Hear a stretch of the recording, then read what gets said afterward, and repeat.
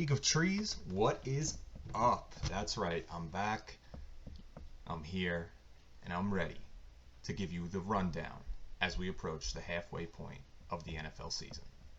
That's right, the halfway point. Can you believe it?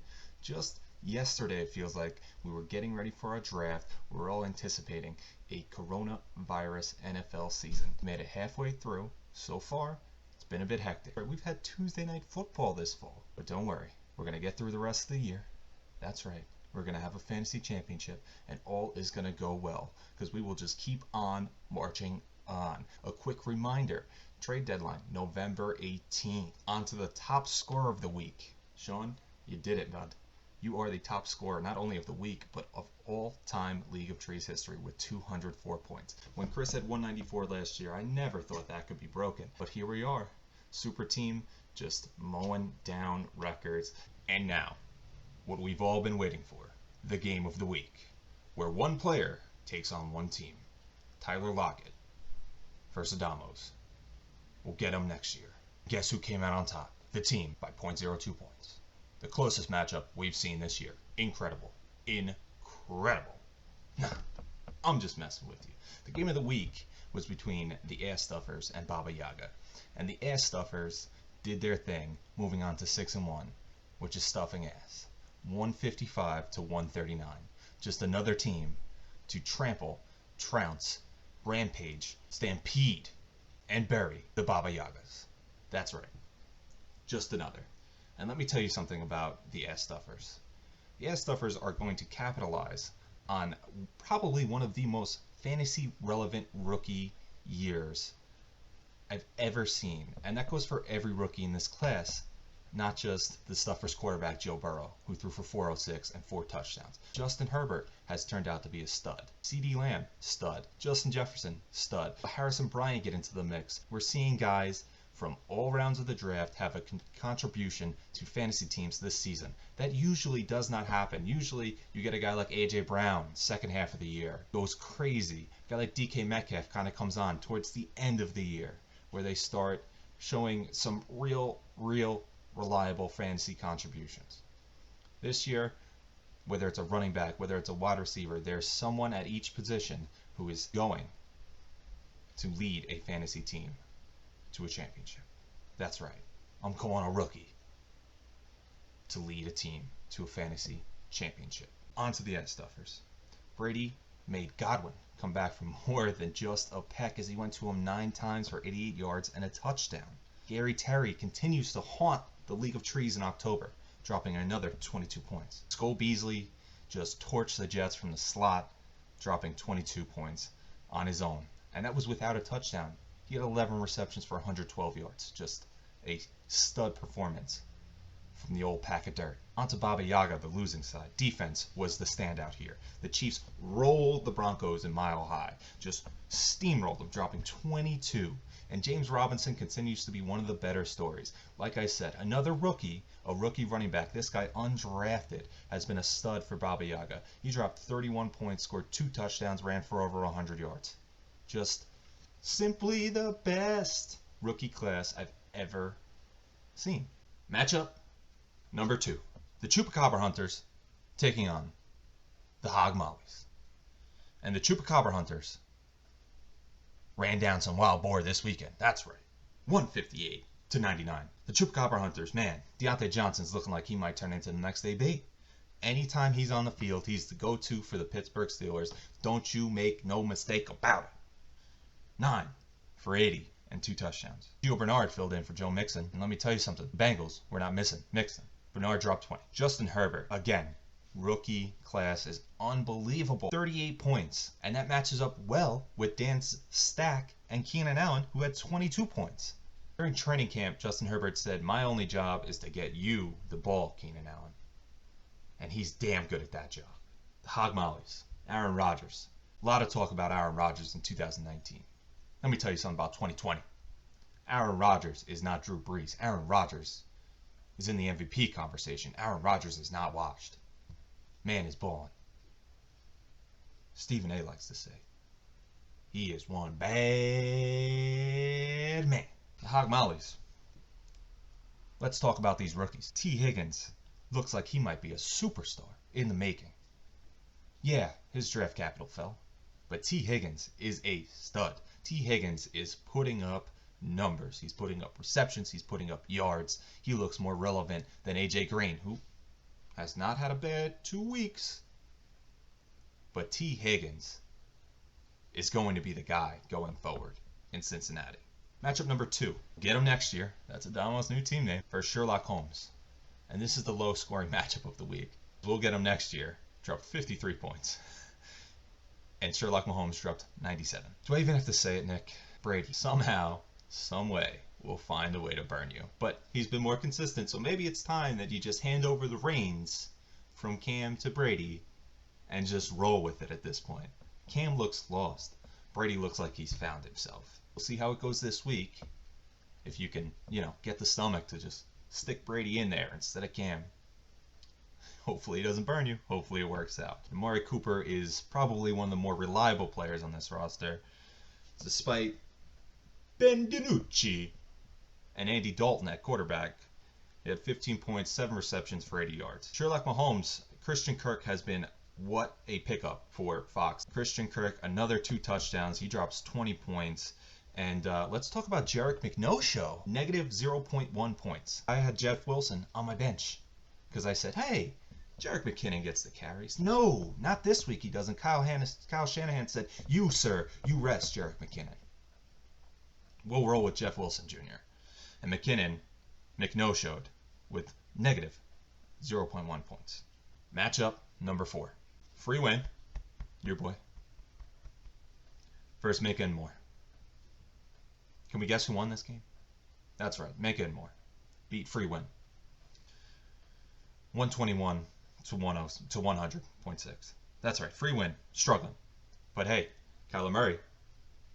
MVP. MVP. MVP. MVP. 360, 4 total touchdowns.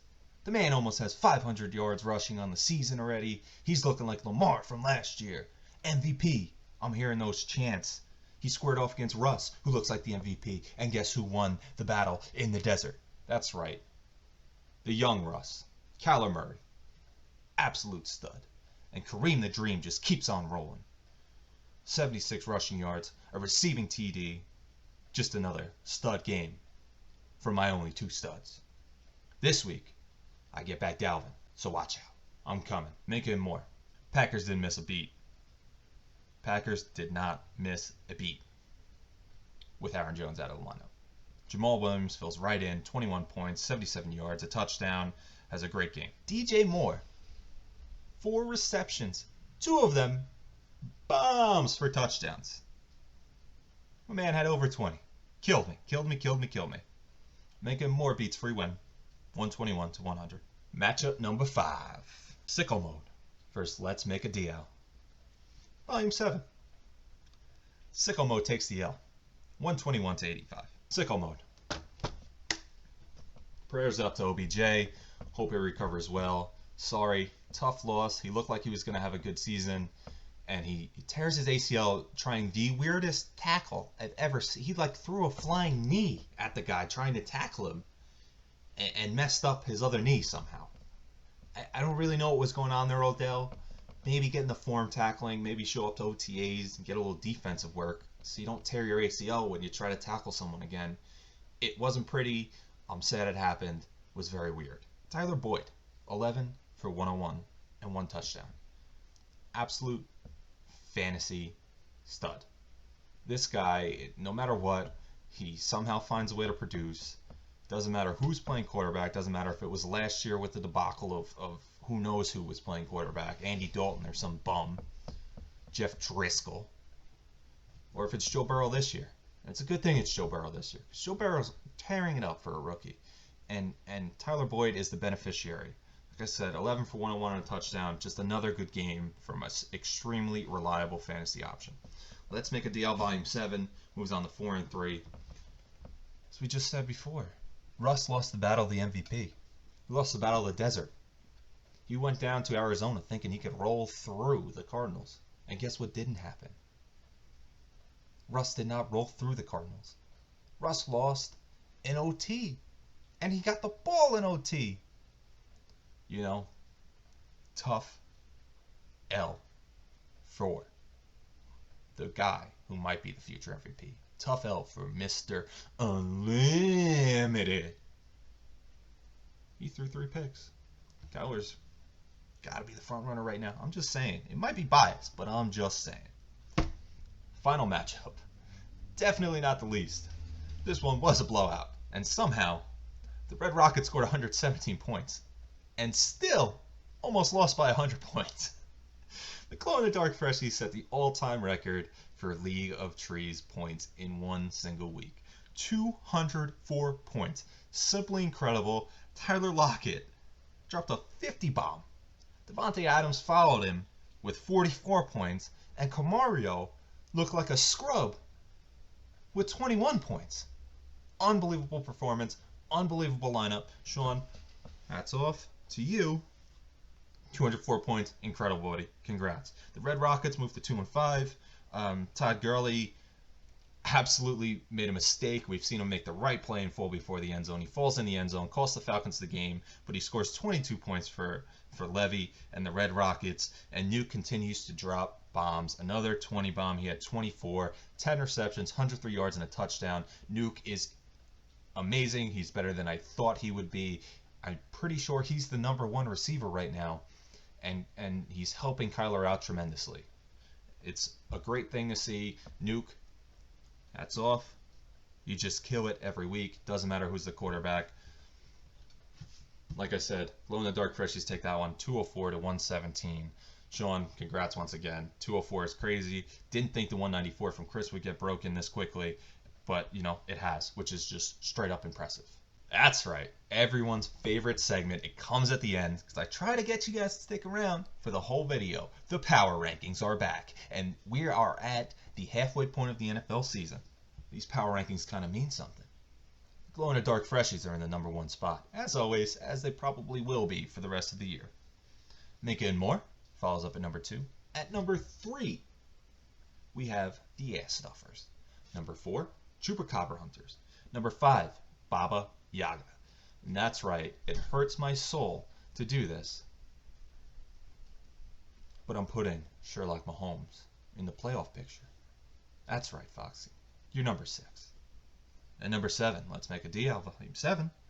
At #8, Free Win. At #9, the Red Rockets. #10, we'll get them next year. #11, Sicko Mode. Last but not least, actually, definitely the least, and the team that might drop 140 on me this week, because that's the way the year's going, the Hog Mollies. All right, folks, like I said, we're approaching the NFL Week 8 halfway point. We're a little past the halfway point of the fantasy season. It starts tonight with Thursday Night Football.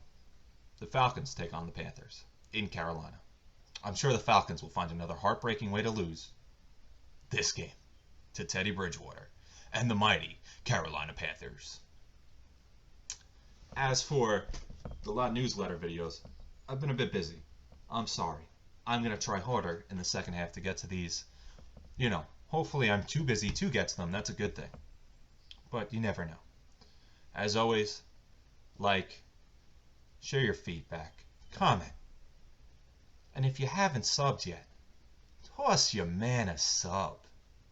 That's all. It's a simple click of the button. Anyways, guys, hope you enjoyed the video. Like I said, been a bit busy. I'll try to pick it up in the second half of the year. Hats off to League of Trees. Hats off to Kamish. Hats off to Sean Mace for 204. Like and sub and comment and leave feedback. Love you. Peace. I'm out.